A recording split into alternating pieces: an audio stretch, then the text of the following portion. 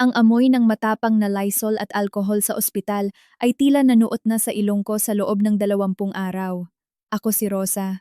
Sa mga sandaling ito, mukha akong gusgusin, suot ang isang kupas na pambahay na t-shirt. Nakalupasay ako sa sahig. Maingat na nilalagay sa plastic bag ang mga maruruming damit ng biyenan kong si Mama Carmen. Sa loob ng 20 araw na ito, halos hindi ako nakaranas ng buong tulog. Naospital ang biyenan ko dahil sa high blood pressure. Sabi ng doktor, kailangan niya ng pahinga at masusing pag-aalaga. Dahil abala sa trabaho ang asawa kong si Mark, sa gabi lang siya nakakapasok para palitan ako. Ang kuya niyang si Kuya Leo at ang mabait at paboritong manugang na si Ate Vivian. Maliban sa unang araw kung saan nagdala sila ng isang basket ng prutas, tumambay ng 15 minuto para kumuha ng litrato at i-post sa Facebook para magmukhang mabuting anak, hindi na sila muling nagpakita pa. Lahat ng pagpapakain, pagpapainom, pagpupunas ng katawan, at paglilinis ng ihi at dumi niya ako lahat ang umako. Nangingitim na ang ilalim ng mga mata ko sa pagod at halos hindi ko na maiunat ang likod ko. Pero sa isip ko, may kaunting pag-asa pa rin. Sabi ko sa sarili ko, tao rin naman siya. Siguro naman sa lahat ng ginawa kong ito, makikita rin ni Mama Carmen ang halaga ko. Ngayon, ang araw ng paglabas niya sa ospital. Maaga pa lang, inayos ko na ang lahat ng papeles. Inalalayan siyang magbihis ng bagong damit at niligpit ang lahat ng gamit. Hinihintay na lang namin sina Mark at ang pamilya ni Kuya Leo para sunduin kami. Bumukas ang pinto ng kwarto. Pumasok ang halimuyak ng mamahaling pabango. Pumasok si Ate Vivian, suot ang isang magarbong champagne-colored na bestida, naka-full makeup, at may bitbit na isang malaking bouquet ng magagandang bulaklak. Nakangiti siyang lumapit. Ma, congrats! At lalabas na po kayo. Ang ganda ng aura nyo. Nakahinga na ako ng maluwag. Ang napakagara niyang itsura at ang itsura kong mukhang losyang dahil sa 20 araw na puyat ay lumikha ng isang matalim at masakit na contrast. Ilang bantay ng ibang pasyente sa kwarto ang napatingin sa kanya. May halong inggit sa kanilang mga mata. Si Mama Carmen na nakasandal sa akin kanina, pagkakita kay Vivian ay tila nakahanap ng reyna. Bigla niya akong tinulak palayo. At abot tingang ngiti na hinawakan ang kamay ni Vivian. Ay nako, Vivian anak, ikaw talaga ang pinaka-thoughtful. Alam mo talaga kung anong gusto kong bulaklak. Muntik na akong matumba sa pagtulak niya. Ang inis na naipon sa dibdib ko ay biglang sumiklab. 20 araw na halos wala akong mainom na mainit na tubig at ni minsan hindi niya ako kinumusta. Tapos isang bouquet lang ng bulaklak, si Vivian na ang pinakamabait. Salamat din sa pagod, Rosa. Tingnan mo. Pumayat ka sa pag-aalaga. Plastic na tiningnan ako ni Vivian. Hindi maitago ang yabang at tagumpay sa kanyang mga mata. Hindi ko na siya pinansin at yumuko na lang para kunin ang huling bag ng gamit. Sakto namang dumating ang ilang kamag-anak mga tita at tito galing probinsya. Maingay silang pumasok sa kwarto at nagkumustahan. Ma, inom muna kayo ng tubig. Sabi ng doktor kailangan nyo ng maligamgam na tubig. Binuksan ko ang thermos at inabot ang baso. Kasalukuyang pinapalibutan ng mga kamag-anak si Mama Carmen na parang isang donya. Hindi niya man lang ako tiningnan. Patuloy lang siya sa pakikipagkwentuhan kay Vivian, tila hangin lang ako. Nanatili sa ere ang kamay kong may hawak na baso. Sobrang nakakahiya. Rosa, hindi ka napansin ni Mama. Akin na muna. Lalapit sana si Mark para kunin ang baso. Sa sandaling iyon, sa wakas ay tiningnan ako ni Mama Carmen. Puno ng inis at paghamak ang mga mata niya. Bigla niyang inangat ang kamay niya, at walang ano-ano. Pak! Isang malutong at malakas na sampal ang dumapo sa pisngi ko. Biglang tumahimik ang buong kwarto. Tila tumigil ang pag-ikot ng mundo. Lahat ng mata ay nakatutok sa akin parang mga spotlight. I! I! Hapding-hapdi ang pisngi ko, umuugong ang tenga ko, at nablangko ang utak ko. Lahat na lang ng ginagawa mo palpak. Wala kang pakiramdam. Matinis na sigaw ni Mama Carmen, parang kutsilyong nakakalason na sumaksak sa puso ko. Tingnan mo ang Ate Vivian mo. Ganyan dapat ang asawa ng isang lalaki sa pamilya natin. Elegante, disente, at mapagmahal. Ikaw? Para kang alila. Hindi ka pwedeng iharap sa tao. Mahigpit niyang hinawakan ang braso ni Vivian, na parang isang mamahaling diamante. Sumilay ang isang nakatagong ngiti sa labi ni Vivian. Pero paimbabaw siyang nagsalita, Ma, wag naman po ganyan. Si Rosa rin naman po ang nag-alaga sa inyo. Naramdaman ko ang paninigas ng katawan ng asawa kong si Mark. Sa tabi ko. Narinig ko ang mabigat niyang paghinga at ang pagtunog ng mga buto niya sa pagkakakuyom ng kanyang kamao. Iba-iba ang reaksyon ng mga kamag-anak.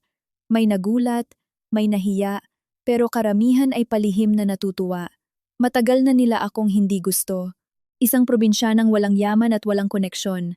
Bakit daw ako napangasawa ng isang matagumpay na engineer na tulad ni Mark? Sa loob ng 3 taon sa pamilyang ito, marami akong tiniis.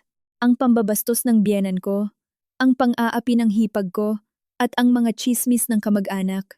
Akala ko, basta sapat ang pagmamahal ko kay Mark, basta magsikap akong maging mabuting asawa, magiging maayos din ang lahat. Pero ang sampal na ito ang tuluyang gumising sa akin. Ang pagiging mabuti ko, ang pagpaparaya ko, sa paningin nila, ay isang katatawanan lang na pwede nilang tapakan kahit kailan. Bakit niyo po ginawa yun? Sobrang kalmado ng boses ko, kahit ako ay nagulat sa sarili ko. Anong bakit? Tinuturuan kita ng leksyon. Nakapamewang si Mama Carmen, halos tumalsik na ang laway niya sa mukha ko. Ngayon, sa harap ng lahat ng kamag-anak natin, ipapakita ko sa'yo kung paano maging manugang. Matuto ka sa Ate Vivian mo. Huwag kang palaging nakasimangot na parang namatayan. Nakakamalas. Hinawakan ko ang umiinit kong pisngi at tiningnan si Mark. Nakatingin din siya sa akin. Ang mga labi niya ay nakaipit sa isang tuwid na linya. Ang mga matang 5 taon kong minahal, ngayon ay puno ng galit, hiya, pag-aalinlangan, at isang klasing pagtatalo sa sarili na hindi ko maintindihan. 1 segundo. 2 segundo. 3 segundo. Sa loob ng 3 segundong iyon, nanatili siyang tahimik. At kasabay ng katahimikang iyon, unti-unting lumubog ang puso ko sa napakalamig na kailaliman. Naintindihan ko na, sa puso niya, ang leksyon ng sarili niyang ina ay mas mahalaga kaysa sa dignidad ng kanyang asawa.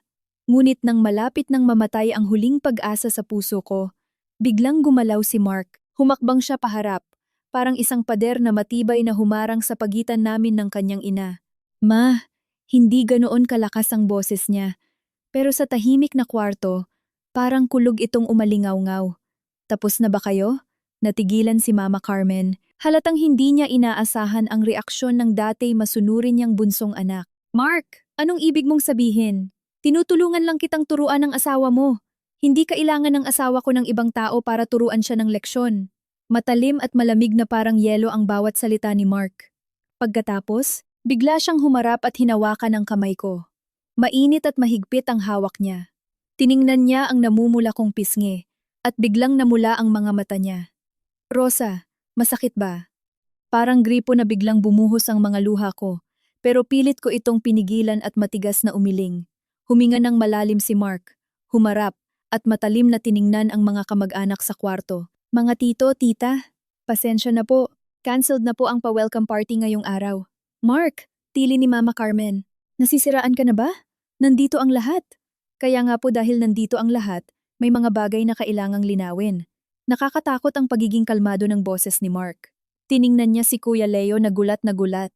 Hindi ba't si Kuya at Ate Vivian ang pinaka-thoughtful? Hindi ba't si Ate Vivian ang paborito niyo, ma? Tumigil siya sandali. Ang bawat salita ay parang pakong ibinabaon sa sahig. Kung ganoon simula ngayon kay Kuya at Ate Vivian na kayo titira. Doon kayo magpakasaya sa paborito niyong manugang. Ano? Sabay na napasigaw ang biyenan ko at si Vivian. Napatalon si Kuya Leo mula sa upuan, namumula ang mukha. Mark, anong kahangalan niyang sinasabi mo? Hindi sila pinansin ni Mark at nagpatuloy. Ngayong araw din, lilipat kami ni Rosa. Ang bahay na yon ay binigay niyo sa akin noong araw, pero dahil ganyan ang tingin niyo sa asawa ko, hindi na kami titira doon. Bahala na kayo kung kanino niyo gustong sumama. Nagkagulo sa kwarto. Mark! Dahil lang sa babaeng yan, tatalikuran mo ang sarili mong ina? Nanginginig ang boses ni Mama Carmen, hindi alam kung dahil sa galit o takot. Ang gusto ko ay isang inang marunong rumespeto sa asawa ko.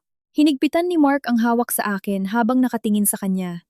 May paninindigan sa kanyang mga mata na ngayon ko lang nakita. At halatang hindi kayo yon. Namutla si Vivian. Siguro sa panaginip niya, hindi niya inasahang ang pagpapasikat niya sa harap ng mga kamag-anak ay babalik sa kanya, at ngayon ay sasaluhin niya ang pabigat na biyenan. Nakakapit siya sa braso ni Mama Carmen, at naramdaman niyang tila bumigat ito ng 1,000 kilo. Ma, nadadala lang ng galit si Mark. Pilit niyang pinapakalma ang sitwasyon. Pero hinila na ako ni Mark palabas ng kwarto. Uuwi tayo at mag-iimpake. Aalis tayo ngayong gabi. Subukan mo! Hinabol kami ni Mama Carmen, matinis ang boses. Mark, oras na lumabas ka ng pintong yan. Huwag mo na akong tatawaging ina. Tumigil ang mga paa ni Mark. Kinabahan ako ng sobra. Sa 3 taon namin, alam ko kung gaano niya kamahal ang pamilyang ito at kung gaano niya ayaw saktan ang ina niya. Ang 3 segundong katahimikan kanina ay ang pagdedesisyon niya. Lilingon ba siya? Dahan-dahan siyang humarap kay Mama Carmen. Wala nang pag-aalinlangan sa mga mata niya, kundi isang patay na katahimikan. Ma, kayo po ang unang hindi kumilala sa asawa ko, kalmado niyang sabi. Kung kailangan kong mamili, pipiliin ko si Rosa. Pagkasabi noon, hindi na siya nag-atubili. Hinila niya ako, at hindi na kami lumingon pa habang naglalakad palabas ng kwartong iyon na sumakal sa akin sa loob ng 20 araw. Sa labas ng pinto, ang iyak ng biyenan ko, ang pag-awat ng mga kamag-anak, at ang gulat ni na kuya at ate ay naghalo-halo. Pero habang hila-hila ako ni Mark sa mahabang pasilyo ng ospital, alam kong simula sa sandaling ito, sisikat na ang araw. Pagpasok sa kotse at pagsara ng pinto, tila tumahimik ang buong mundo. Nakasandal ako sa passenger seat, nakatingin sa labas, at doon na tuluyang bumuhos ang mga luha ko. Hindi ito luha ng lungkot, kundi luha ng ginhawa na nakaligtas din kami. Hindi agad pinaandar ni Mark ang kotse. Nanatili lang siyang nakaupo, kumuha ng tissue at inabot sa akin. Medyo basag ang boses niya. Iyak mo lang. Pagkatapos nito, ikaw na ang masusunod sa bahay natin. Kinuha ko ang tissue, pinunasan ang luha ko, pero hindi ko mapigilang tumawa, kaya lalong bumuhos ang luha ko. Mark, ang astig mo kanina. Tumawa rin siya, isang tawang parang nakawala sa mabigat na rehas. Sana matagal ko nang ginawa to. 3 taon kitang hinayaang magtiis, ang walang kwenta ko. Pinaandar niya ang kotse, pero hindi papunta sa direksyon ng bahay, kundi sa bayan. Kakain muna tayo, tapos uuwi tayo para magtrabaho. Anong trabaho? Naguguluhan kong tanong. Mag-iimpake, seryoso niyang sabi. Ang pisikal na paghihiwalay ang unang hakbang para maayos ang problema. Kumain lang kami ng simpleng mami, tapos umuwi na sa bahay na 3 taon kong tinirhan. Pagkapasok sa pinto, nang makita ko ang mga gamit ni Mama Carmen, sa sala ang paborito niyang rocking chair, ang mga cross-stitch na ipinagmamalaki niya, at ang picture frame nila ng paborito niyang apo, naramdaman ko ang matinding pandidiri. Ganoon din ang naisip ni Mark. Walang sabi-sabi. Naglabas siya ng 7 hanggang 8 malalaking sako at Lalamove bags mula sa bodega at ibinagsak sa gitna ng sala. Simulan na natin. Lahat ng hindi atin, ilalabas natin. Wala kaming pahinga. Parang mga makinang tuloy-tuloy na nag-impake ng mga gamit sa kwarto na inangkin ng biyenan ko. Ang mga damit niya, kumot, mga hinuhoard niyang vitamins, mga pasalubong mula sa probinsya. Bawat isa ay saksi sa pananahimik ko sa loob ng 3 taon. Rosa, tingnan mo. To. Mula sa pinakasulok ng aparador, hinila ni Mark ang isang nakakandadong kahoy na baol. Kumuha siya ng tools at sapilitang binuksan ang kandado. Sa loob, walang mga ginto o alahas gaya ng inaasahan ko, kundi mga patong-patong na bank passbook at titulo ng lupa. Kinuha ko ang isang passbook. Nakapangalan ito kay Mama Carmen. Pero tinuro ni Mark ang isang maliit na sulat kamay ng teller. Joint Account W. Leo. Ito ang perera na patago niyang iniipon para kay kuya. Malamig na parang yelo ang boses ni Mark. Ginagamit niya ang ATM ko. Automatic transfer buwan-buwan. Nanginig ang buong katawan ko sa galit. 3 taon akong nagtipid. Hindi makabili ng damit na higit sa 500 piso para makatulong sa gastusin. Tapos ang perang naipon namin, ginagawa lang palang secret fund ng biyenan ko para sa panganay niya. Ang mas masakit, may maliit na gintong kwintas doon na nakaukit ang pangalan ng anak ni kuya. Samantalang noong kinasal kami, ni 1 pisong ampaw. Wala siyang binigay. Isama natin to. Walang ititira. Nanggigil kong sabi. Umiling si Mark. Kinuha niya ang cellphone niya at malinaw na pinikturan ang lahat ng passbook at titulo mula sa iba't ibang anggulo. Ebidensya to. Magagamit natin tubalang araw. Pagkatapos pikturan, binalik niya ang mga ito sa loob at isinilid sa mga sako. Inabot kami ng 11:00 ng gabi.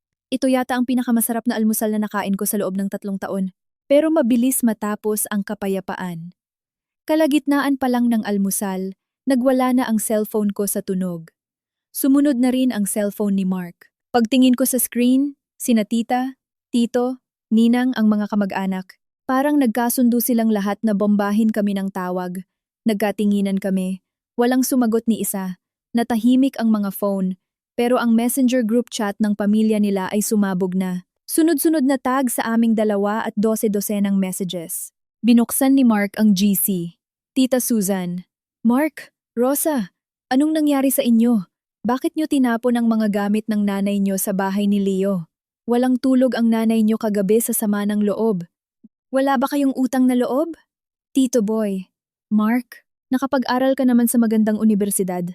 Bakit ka gumagawa ng ganyan? At si Rosa, bilang asawa, dapat ikaw ang nagpapakalma sa kanya, hindi yung nakikisali ka pa sa gulo. Tito Jun, mga bata talaga, ang iinit ng ulo, matanda pa rin ang nanay nyo. Pwede naman pag-usapan ng maayos, bakit kailangan pang mag-eskandalo? Nakakahiya sa mga kapitbahay. Habang binabasa ko ang mga banal-banalan nilang paninisi, umakyat ang dugo ko sa ulo. Walang nakakaalam sa kanila na sinampal ako. Walang nakakaalam na 20 araw akong nag-alaga. Ang alam lang nila, sumuway kami sa nakatatanda. Wag mo silang patulan. Pinigilan ni Mark ang kamay ko. Sayang lang ang oras sa pagpapaliwanag sa mga taong yan. Kailangan nating gamitin ang lengguwaheng maiintindihan nila. Kinuha niya ang cellphone ko at mabilis na nag-type. Makalipas ang ilang minuto, isang malinaw na Excel table na naka-screenshot ang ipinadala niya sa maingay na GC. Ang title ng table, Mga Gastusin at Oras ng Pag-aalaga kay Mrs. Carmen habang naka-hospital simple. At direkta ang table, Item 1, Total Hospital Bill, 250,000. Nagbayad, Mark. Ambag ni Leo at Vivian, 000. Item 2, Caregiver Fee. Kung kumuha, P1,500 araw engling P20 nito. Nagbayad, 000. Nag-alaga, Rosa, 24,007. Ambag ni Leo at Vivian, 15 minutes. Item 3, Gamot at Vitamins, 15,000. Nagbayad, Mark. Ambag ni Vivian, isang bouquet ng bulaklak, estimated value, 500. Sa ilalim ng table, may malaking pulang text na nakasulat. Kabuuan, sa pagka-ospital ni Mrs. Carmen, ang bunsong anak at manugang ay sumagot sa 99.9% ng gastos at pagod. Parang isang bomba ang Excel file na iyon. Ang maingay na GC ay biglang natahimik na parang sementeryo. Pagkatapos ng 5 minuto, nag-message si Tita Susan. Mark, pamilya tayo. Bakit kailangan kwentahin ang lahat? Hindi nag-type si Mark. Pinindot niya ang voice message button at nagpadala ng 30-second audio clip. Kalmado ang boses niya pero puno ng autoridad. Tita, tito, hindi ako nagpapadala ng resibo para maningil. Gusto ko lang ipakita ang katotohanan. Ang katotohanan na sa mga nakalipas na taon, ang laging nagrereklamo na walang pera ay sina Kuya at Ate Vivian. Pero ang laging nagbibigay ng pera at pagod ay kami ni Rosa. Ang katotohanan na 20 araw nagpakakuba si Rosa sa ospital, pero sinampal siya sa harap ng maraming tao, habang ang manugang na nagdala lang ng bulaklak ay tinawag na pinakamabait na manugang. Huminto siya sandali at nagpatuloy. Dahil mas mahal ni Mama si Ate Vivian at siya ang pinakamabait, ibinibigay na namin sa kanila ang buong responsibilidad. Sila na ang sasagot sa lahat ng pinansyal at pag-aalaga mula ngayon. Hindi na kami makikialam ni Rosa para hindi na kami maging masama sa paningin niya. Pagka-send ng voice message na yon, wala nang nagsalita sa GC. Tiningnan ko si Mark. Sobrang bilib ako. Ang galing ng ginawa niya. Binigay niya sa kanila ang korona ng pagiging mabuting anak para sa kanila na bumagsak ang lahat ng responsibilidad. Akala ko tapos na, pero biglang may bagong voice message sa GC mula kay Mama Carmen. Ang boses niya ay basag at puno ng puot, nag-echo sa tahimik naming umaga. Mark, Rosa, mga walang utang na loob. Walang hiya kayo. Dahil lang sa ibang tao, tatalikuran mo ang sariling ina mo? Babalikan kayo ng karma. Sinusumpa ko kayo. Pumangit ng pumangit ang mga sinasabi niya. Nanginginig ang kamay ko sa galit. Sasagot sana ako pero kinuha ni Mark ang cellphone ko. May pinindot siya ng mabilis. Lumabas ang notification. You have been removed from the group chat. Pagkatapos, siya naman ang nag-leave sa GC. Hinarap niya ako at blinok si Kuya Leo sa messenger niya. Bago niya i-block, nakita ko pa ang last message ni Leo. Mark, medyo gipit kami ngayon. Baka pwede mo na makahiram ng 50k, babayaran ko rin. Napabuntong hininga si Mark sabay lapag ng phone sa lamesa. Ang galing din talaga ng timing ni Kuya. Kakamura lang sa akin ni Mama, pero nangungutang pa rin. Magkakasabwat talaga sila. Nalulungkot ako para sa kanya. Alam kong hindi madali itong desisyon na to. Nanay niya pa rin yon. Kapatid niya pa rin yon. Mark, ayos ka lang? Hinawakan niya ang kamay ko. Rosa, dati masyado akong malambot. Akala ko pag nagpasensya ako, magiging maayos ang lahat. Pero ngayon naiintindihan ko na. Sa ilang tao, pag umatras ka ng isang hakbang, aabante sila hanggang sa maitulak ka nila sa bangin. Simula ngayon, hindi na ako aatras. Tumayo siya, pumunta sa balcony at nanigarilyo. Tiningnan ko ang likod niyang tuwid, pero parang malungkot. Lumapit ako at niyakap siya. Hindi ka nag-iisa. Humarap siya at mahigpit na niyakap ako. Biglang nagring ang cellphone ko. Unregistered number. Sinagot ko. Hello? Rosa? Si Ate Vivian mo. To. Puno ng pinipigilang galit ang boses niya. Bakit? Malamig kong sagot. Rosa, ano bang gusto mong mangyari? Masaya ka na bang nagkasakit si Mama dahil sa'yo? Napatawa ako hanggang sa maiyak ako. Ate Vivian, nalilito ka yata. Hindi ako ang sumundo sa kanya, ang asawa ko. Hindi ako ang tinawag niyang pinakamabait na manugang, ikaw. Ngayong nasa poder mo na siya at nagagalit siya. Dapat sarili mo ang tanungin mo kung bakit hindi sapat ang alaga mo sa kanya. Wag ako ang sisihin mo. Ikaw!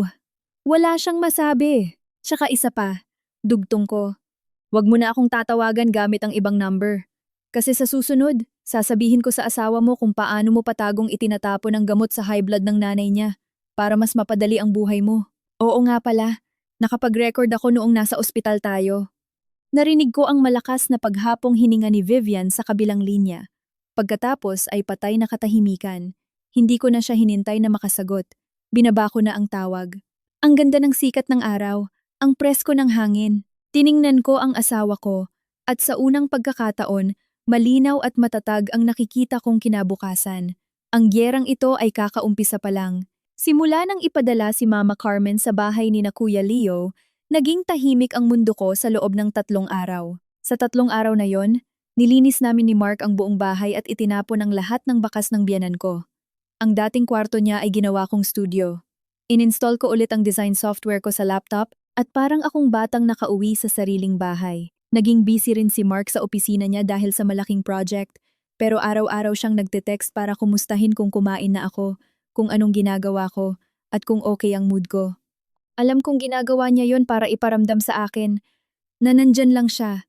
Miyerkules ng hapon, habang naghahanap ako ng design references online, biglang nag-message sa messenger si Tita Flor, dating kapitbahay namin sa lumang subdivision bago kami lumipat. Rosa, nasa bahay na ba ng kuya niyo ang biyenan mo? Naguluhan ako kaya nag-reply ako. Opo, bakit po Tita Flor? Nag-send si Tita Flor ng laughing emoji, tapos isang mahabang voice message. Pinindot ko at narinig ko ang tsismosang boses ni Tita. Ay nako, ewan ko na lang kung alam mo. 3 araw pa lang ang biyenan mo doon, pero ang building ni na Leo, parang live set na ng Tulfo.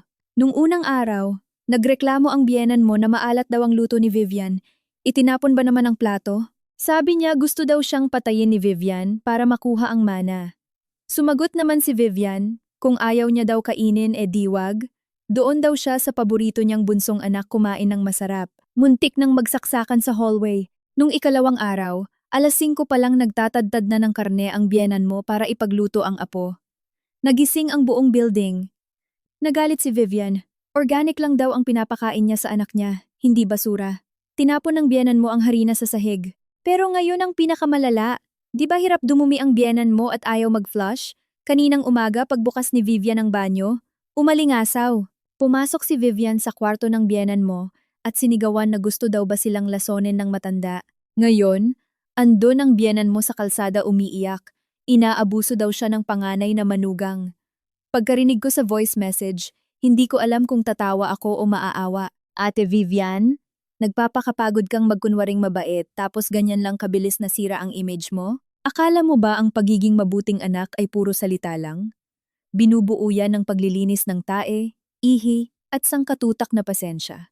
Nag-reply ako ng thanks po sa chika na sticker kay Tita Flor, tapos finorward ko ang message kay Mark. 2 salita lang ang nireply niya. Buti nga, akala ko tapos na ang issue. Hanggang alas 4 ng hapon, tumawag ang receptionist sa opisina namin. May naghahanap daw sa akin. Ang pangalan ay Vivian, may kasamang matanda. Kumabog ang dibdib ko. Naisip ko agad, hindi na kinaya ni Vivian, kaya ipapasa na niya sa akin ang pabigat. Papasukin mo, sabi ko.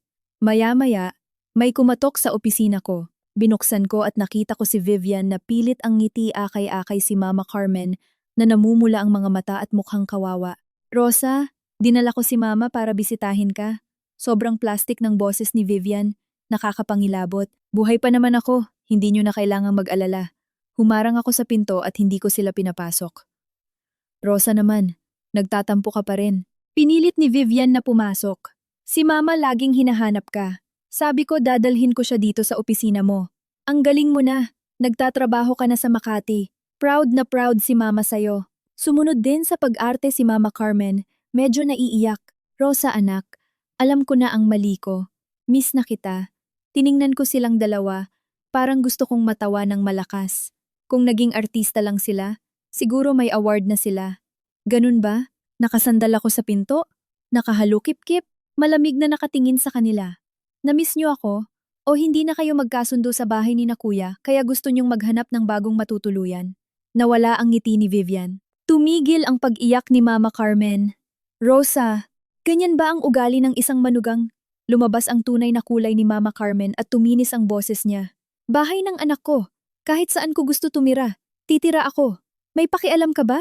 Ah, kung ganoon, dapat nandoon kayo sa panganay niyo ngayon, hindi sa opisina ko. Hindi ako umatras. Opisina to, hindi sala nyo. Kung mag-eeskandalo kayo rito, tatawag ako ng guard. Subukan mo. Tingnan natin kung kaya mo. Naglabas ako ng cellphone para mag-dial. Nakita ni Vivian na seryoso ako. Hinila niya si Mama Carmen. Ma, tama na. Umalis na tayo. Nagtatrabaho si Rosa. Wag na natin siyang abalahin. Ang galing niyang magsalita. Parang siya pa ang may konsiderasyon. Nakakaawa sila. Hindi sila marunong rumespeto. Puro na lang ganitong mababang klase ng panlilinlang. Sakto namang lumabas mula sa meeting room ang boss naming kilala sa pagiging strikta. Nakita niya ang gulo sa pinto. Rosa, anong nangyayari dito? Nakakunot noong tanong ni ma'am. Bago pa ako makasagot, inunahan na ako ni Vivian. Nagpanggap siyang mabait na babae at yumuko kay ma'am. Magandang hapon po. Pasensya na po sa abala. Pamilya po kami ni Rosa. Bumisita lang. Tiningnan kaming tatlo ng boss namin. Huminga ako ng malalim. Kailangan ko itong tapusin ngayon din sa harap ng boss ko para hindi na sila umulit. Ma'am, pasensya na po sa gulo. Humingi muna ako ng tawad. Tapos tinuro ko sina Vivian at Mama Carmen. Hindi kalakasan ang boses ko, pero sapat para marinig ng buong opisina. Ito po ang hipag kong si Vivian at ang biyenan kong si Mrs. Carmen. 3 araw ang nakalipas. Dahil sa hindi niya nagustuhan ang pag-aalaga ko, sinampal ako ng biyenan ko sa harap ng buong pamilya. Tapos ipinahayag niya na ang pinakamabait niyang manugang, itong si Vivian, ang mag-aalaga sa kanya. May mga narinig akong napasinghap sa loob ng opisina. Nagpatuloy ako. Ngayon po, hindi ko alam kung bakit biglang dinala nitong hipag ko ang biyenan ko dito sa opisina. Siguro po dahil napagod na siyang magpanggap na mabait at hindi na niya kaya ang responsibilidad. Nagbago ang kulay ng mukha ni Vivian, mula puti naging pula, tapos naging asul. Rosa, anong pinagsasasabi mong kasinungalingan? Kasinungalingan? Natawa ako. Ate Vivian, di ba ikaw ang paborito ni Mama? Bakit 3 araw pa lang isinusuka mo na siya? Ganyan ba ang pagmamahal mo sa kanya? Na itatapon mo siya sa opisina ko para lang makatakas ka? Ang bawat salita ko parang kutsilyong tumusok kay Vivian. Gusto niyang sumagot pero walang lumabas sa bibig niya. Ang boss ko, sobrang dilim na ng mukha. Tiningnan niya sina Vivian at Mama Carmen. Excuse me, lugar ito ng trabaho. Hindi barangay hall para ayusin ang problema ng pamilya niyo. Kung hindi pa kayo aalis, papatawag na talaga ako ng security guard. Siguro ngayon lang napagsabihan ng ganyan si Mama Carmen. Natulala siya. Namumula ang matanda niyang mukha. Natauhan si Vivian at na-realize niyang hiyang-hiya na sila. Hinila niya ang tulalang biyenan at nagmamadaling umalis. Pag-alis nila, wala akong naramdamang tuwa, kundi matinding pagod. Ayusin mo ang problema mo sa pamilya?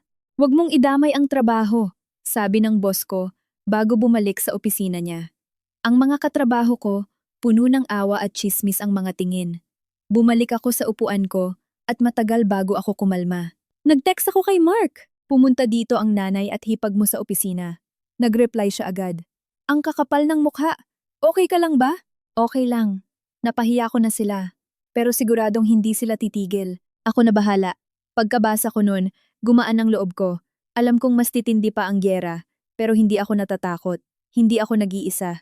At si Vivian, mismong siya ang sumira ng maskara niya. Wala na siyang karapatang konsensyahin ako. Pagkatapos ng failed office tour ni Vivian at Mama Carmen, natahimik sila ng 2 araw. Itinuon ko ang buong atensyon ko sa trabaho. Binuksan ko ang portfolio ko nung college. Kahit medyo luma na ang designs, nandun pa rin ang passion. Biyernes ng hapon, bago umuwi, nag-text si Mark. Umuwi ka ng maaga. May surprise ako. Pagbukas ko ng pinto ng bahay, naamoy ko agad ang masarap na pagkain. Nakasuot ng apron si Mark at nagluluto sa kusina. Sa lamesa, may adobo, sinigang, at piniritong isda. Nandyan ka na pala. Lumingon siya at ngumiti. Maghugas ka na ng kamay. Kakain na tayo. Anong okasyon? Ang daming pagkain. Sineselebrate natin ang first weekend ng kalayaan natin, sabi niya habang nilalapag ang huling ulam. Tapos may nilabas siyang maliit na kahon. At eto, para sa'yo. Pagbukas ko ng kahon, may isang bagong susi at isang maliit na remote control para sa smart door lock. Di ba kakapalit lang natin ng kandado? Tanong ko. Kulang yon. Pinalitan ko ng buong smart lock panel. Umupo si Mark at nilagyan ng ulam ang plato ko. Nag-half day ako kanina para ipakabit itong fingerprint, password smart lock. Naka-register na ang fingerprint mo. Pag-uwi mo, press mo lang. Tiningnan ko siya. Uminit ang dibdib ko. Alam kong ginagawa niya ito hindi lang para mas madali, kundi para bigyan ako ng malinaw na mensahe. Tuluyan na naming pinuputol ang ugnayan sa nakaraan. Yung dating susi ni Mama. Wala nang kwenta yun, baliwalang sabi ni Mark. Bakal na lang yun. Kumain kami at nanood ng Netflix. Unang beses sa loob ng 3 taon na na-enjoy namin ang oras naming dalawa. Walang biyenan na nagrereklamo sa pelikula. Walang nagpipilit na matulog na kami para makagawa ng apo. Pero ang kapayapaang ito ay nasira kinabukasan ng umaga. Sabado ng 9:00, natutulog pa kami nang makarinig kami ng malakas na kalabog sa pinto at ang matinis na pagmumura ni Mama Carmen. Buksan niyo to! Mark! Rosa! Alam kong nandyan kayo! Buksan niyo to! Nagkatinginan kami ni Mark. Wala kaming ginawa. Hindi kami sumagot.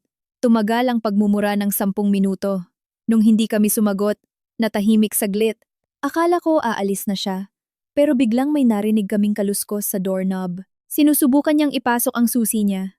Kumabog ang dibdib ko at hinawakan ko ang kamay ni Mark. Huwag kang matakot. Tinapik niya ang kamay ko. Sinubukan ni Mama Carmen na ikutin ang susi pero hindi bumukas ang pinto. Halatang nagpanik siya, kaya kinakalampag na niya ang pinto. Mga walang hiyang hayop, nagpalit kayo ng kandado, no? Akala niyo ba hindi ako makakapasok? Bahay to ng anak ko. Papasok ako kahit anong mangyari. Ang pagwawala niya ay kumuha ng atensyon ng mga kapitbahay at ng subdivision guard. Ang smart lock namin ay may CCTV at intercom. Binuksan ni Mark ang app sa cellphone niya, kitang-kita ang nangyayari sa labas. Nakaupo si Mama Carmen sa sahig, magulo ang buhok, nag-iiyak at nagwawala na parang inaping biktima. Ang batang security guard ay nakikiusap. Lola, wag po kayong ganyan. Nakakaistorbo po kayo sa mga kapitbahay. Anong maayos? Pinagpalit nila ang kandado. Paano ako makikiusap? Sigaw ni Mama Carmen sa mga tsismosang kapitbahay. Tingnan niyo ang ginawa ng anak ko. Pinagpalit ang nanay sa asawa.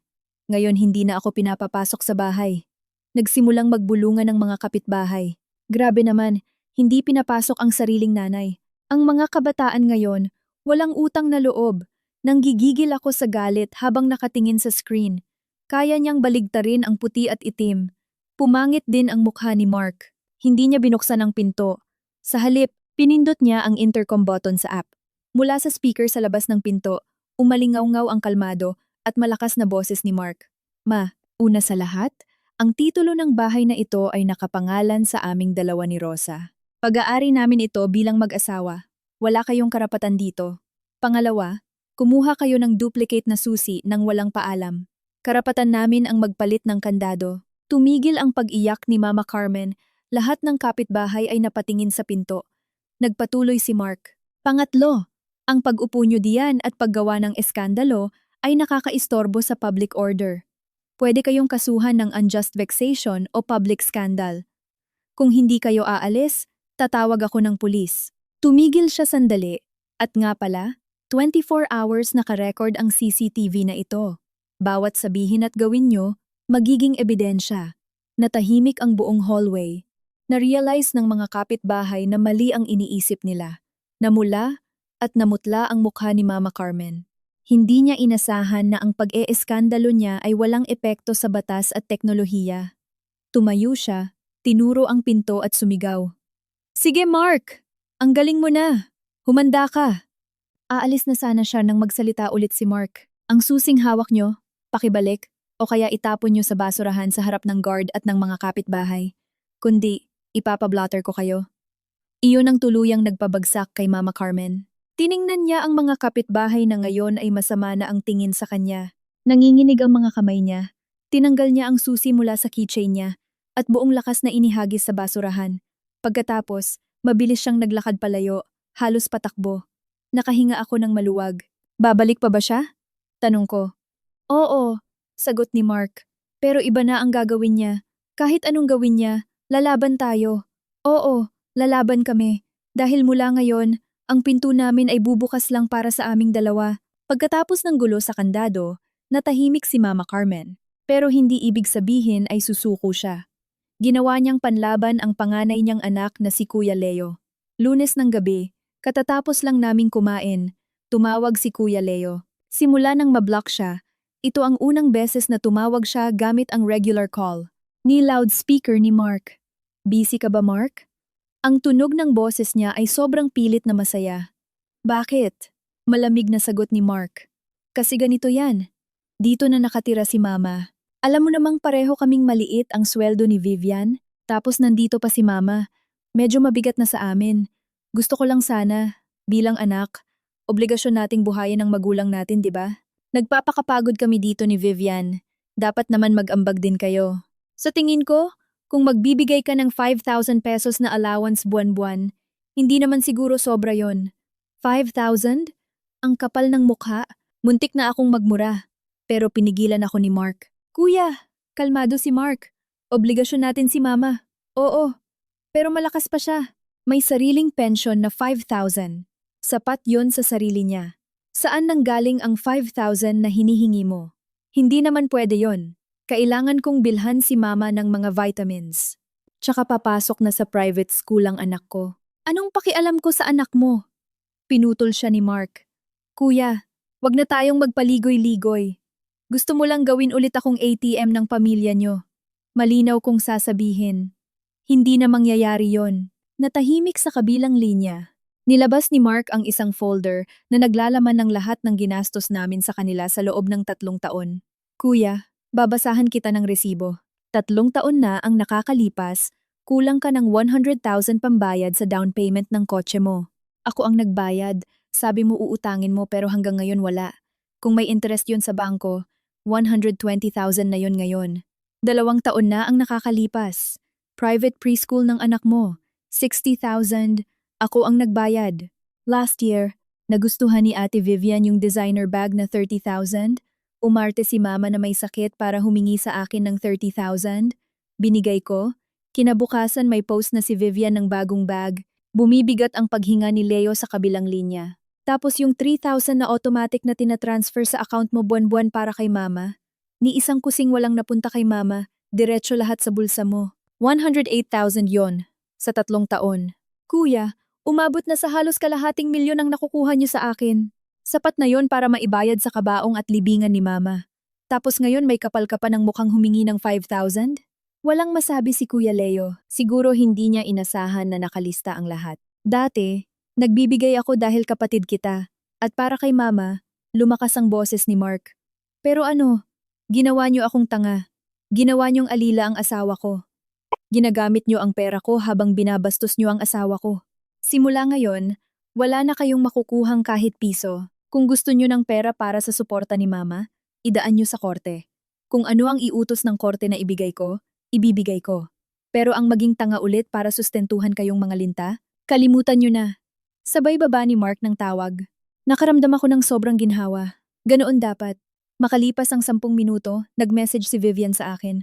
Rosa, pakiusapan mo naman si Mark. Pamilya tayo, wag naman ganyan. Yung 5,000 para rin naman sa vitamins ni mama yon. Natawa ako. Kinuha ko yung mga pictures ng bank statements na nasa folder at sinend sa kanya. Ate Vivian, eto po ang listahan ng mga perang nakuha nyo sa amin. Pakicheck po. Kung may problema, isisend ko sa Family GC para makita ng mga kamag-anak natin kung magkano talaga ang halaga ng pagmamahal nyo kay mama. Wala nang reply si Vivian. Alam kong tinamaan ko sila sa pinakamasakit na parte, ang kanilang reputasyon sa mga kamag-anak. Akala namin susuko na sila, pero nag-isip sila ng bagong script. Ang pagpapanggap. Miyerkules ng gabi, 11:30, tumawag si Kuya Leo. Mark, punta kayo sa General Hospital. Inatake sa puso si mama. Nasa ER. Inatake sa puso? Nagkatinginan kami ni Mark. High blood lang ang meron siya. Walang sakit sa puso. Okay, papunta na. Kalmadong sabi ni Mark. Habang nagbibihis, sabi niya sa akin, kahit hindi totoo, kailangan nating pumunta para wala silang masabi. Pagdating namin sa ER, nakita namin si Leo na paikot-ikot at si Vivian na umiiyak. Nasa loob pa. Sabi ng doktor mag-ready na daw tayo. Umiiyak na turo ni Vivian sa emergency room. Pagkaraan ng 1 oras, lumabas ang doktor. Sino ang kamag-anak ni Mrs. Carmen? Kami po, Doc. Kamusta na po siya? Tanong ni na Leo at Vivian. Tiningnan sila ng doktor nang may pagtataka. Stable na ang pasyente. Walang seryosong problema. Tumaas lang ang blood pressure dahil sa stress. Pwede na siyang lumabas bukas. Hindi po ba inatake sa puso? Gulat na tanong ni Vivian. Nangunot ang noo ng doktor. Sino bang nagsabing inatake sa puso? Normal ang ECG niya. Nagrereklamo lang ang matanda na masakit ang dibdib niya, kaya namin binantayan. Kayo talagang mga kamag-anak, huwag kayong masyadong OA. Sabay iling ng doktor at umalis. Maya-maya, inilabas ng mga nurse si Mama Carmen sa kama. Nakapikit siya, medyo maputla, pero normal ang paghinga.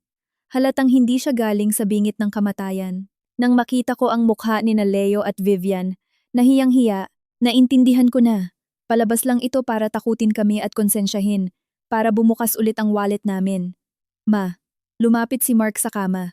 Dahil okay na po kayo, uuwi na kami.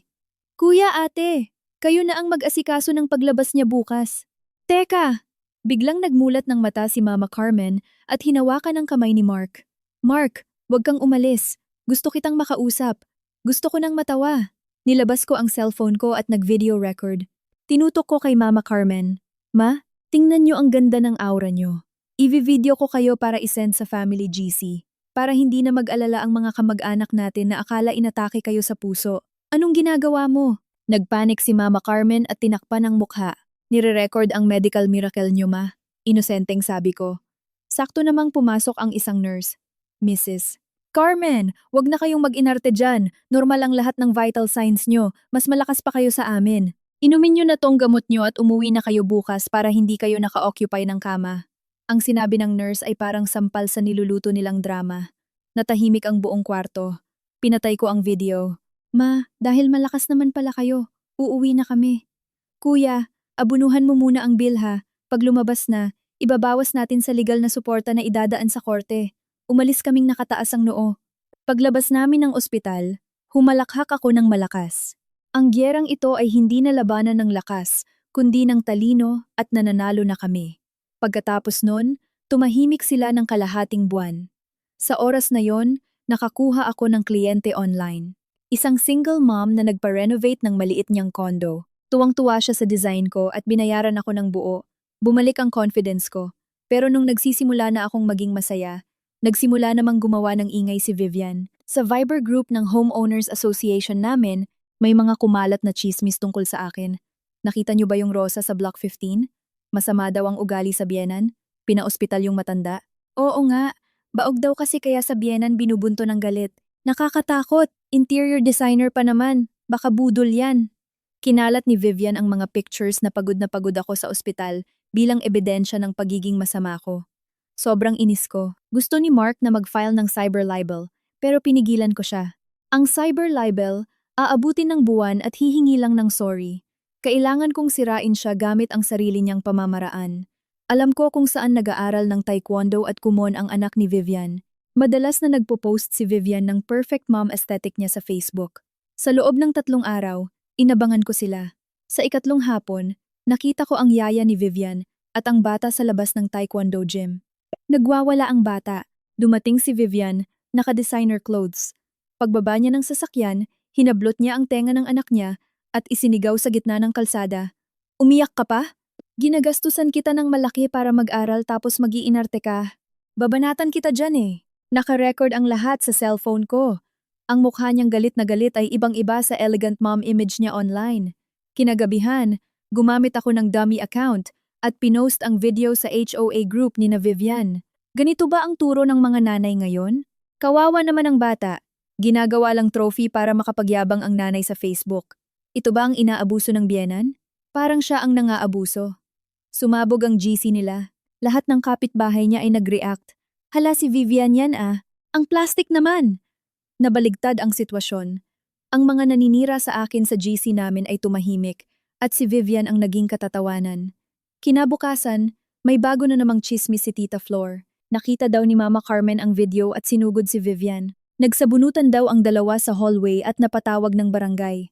Nag-message si Vivian sa akin na nagmamakaawa. Rosa, tama na. Wag mo nang i-share. Nagmamakaawa ako. Nireplyan ko lang siya ng screenshot ng paninira niya sa akin. Walang awa. Pag lumaban ka, dapat handa ka sa karma. Isang buwan ang lumipas, may dumating na gintong imbitasyon. 70th birthday ni Mama Carmen sa Golden Dragon Seafood Restaurant. Si Kuya Leo pa ang naghatid at nanghihingi na ng cash gift. Pumunta kami. Handa kaming tapusin ang lahat. Sa restaurant, nandoon ang lahat ng kamag-anak. Nakasuot si Mama Carmen ng pulang cheongsam. Pinaupo kami ni Vivian sa pinakadulong upuan malapit sa labasan ng pagkain, pero hindi kami pumayag. Kumuha si Mark ng upuan at siningit sa tabi mismo ng biyenan ko. Sa kalagitnaan ng kainan, nagsimula ang drama. Nagsalita si Mama Carmen. Mark, tumatanda na ako. Yung kuya mo, hindi marunong humawak ng pera. Naisip ko, ibigay mo na lang sa Ate Vivian mo yung ATM ng sweldo mo para siya na ang mag-ipon para sa inyo. Para sa kabutihan nyo to. Tumahimik ang buong VIP room. Ang kapal ng mukha. Gusto nilang ubusin ang pera ni Mark. Hindi nagalit si Mark. Ngumiti lang siya. May kinuha siyang 2 dokumento mula sa bag niya at nilapag sa mesa. Mga tito, tita, malinaw na boses ni Mark. Ito po ay dokumentong pinagawa ko sa abogado. Batay sa batas para sa mga senior citizens, ang obligasyon lang namin ay magbigay ng sapat na suporta. Magbibigay kami ng 3,000 buwan-buwan at kalahati ng medical bills. Bukod doon, wala na kayong makukuha sa amin. At itong ikalawang dokumento, pinuputol na namin ang lahat ng financial ties namin kina Kuya Leo. Lahat ng utang niya, kalimutan na. Pero simula ngayon, hindi na siya pwedeng humingi kahit piso. Sobrang tahimik ng buong kwarto. Naglabas si Mark ng isang ampaw at nilapag sa harap ng nanay niya. Eto po ang 3,000 para sa buwang ito. Happy birthday, Ma. Sabay hila niya sa akin palabas. Naiwang tulala ang lahat. Nagwala si Mama Carmen at sumigaw pero hindi na namin pinansin. Simula ng araw na iyon, malaya na kami. Ang epekto ng nangyari sa birthday ay sumira sa pamilya ni Leo. Dahil wala ng perang nakukuha kay Mark, naghirap sila, nawalan ng trabaho si Leo. Si Vivian at Mama Carmen ay araw-araw na nag-aaway hanggang sa hindi na kinaya ni Leo at sinubukan niyang ibenta ang lumang bahay ng pamilya. Ang bahay na iyon ay nakapangalan kay Mama Carmen, pero si Mark ang nagbayad ng kalahati doon. Nalaman ito ni Tita Flor at sinabi sa amin. Dali-dali kaming pumunta doon kasama ang isang abogado.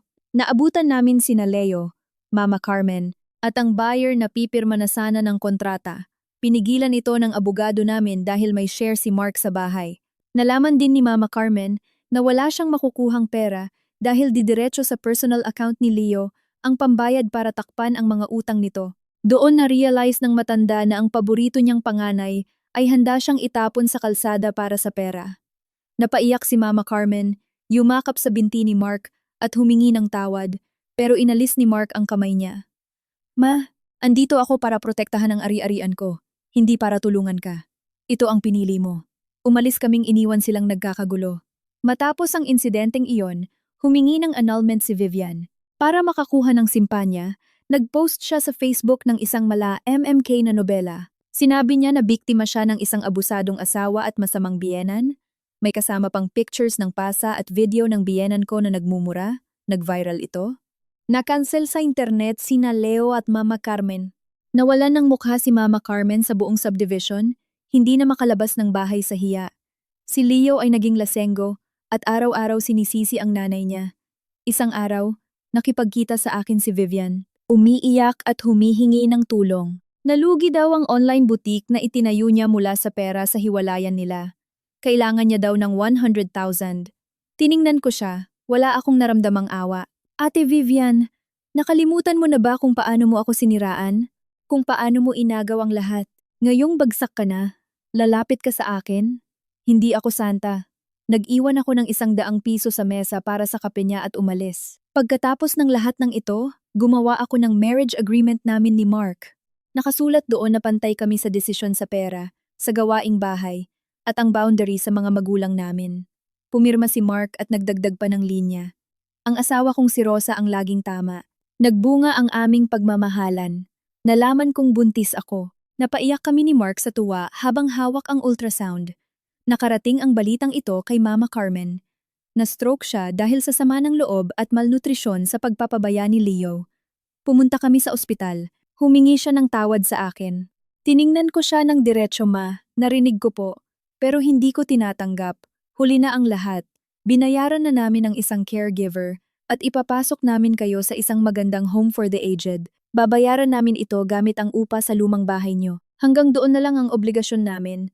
Naiyak si Mama Carmen, lalo na nang sabihin ni Mark na hindi niya ipapakita ang apo niya sa kanya hanggang hindi lumalaki ang bata. Iyon ang pinakamasakit na parusa para sa kanya ang malaman na may apo siya pero hinding-hindi niya mayayakap. Sumapit ang bagong taon. Wala kami sa magulong syudad. Nasa Boracay kami. Nanonood ng fireworks. Habang nakasandal ako kay Mark na nakayakap sa lumalaki kong tiyan, alam kong tapos na ang giyera. Sa mga babaeng nakakulong sa nakakasakal na pamilya at kasal, ang halaga nyo ay hindi nakadepende sa pagiging sunod-sunuran. Kapag natutunan mong tumayo, lumaban, at panindigan ang iyong sarili, makikita mong ang buong mundo ay kusang magbibigay ng daan para sayo.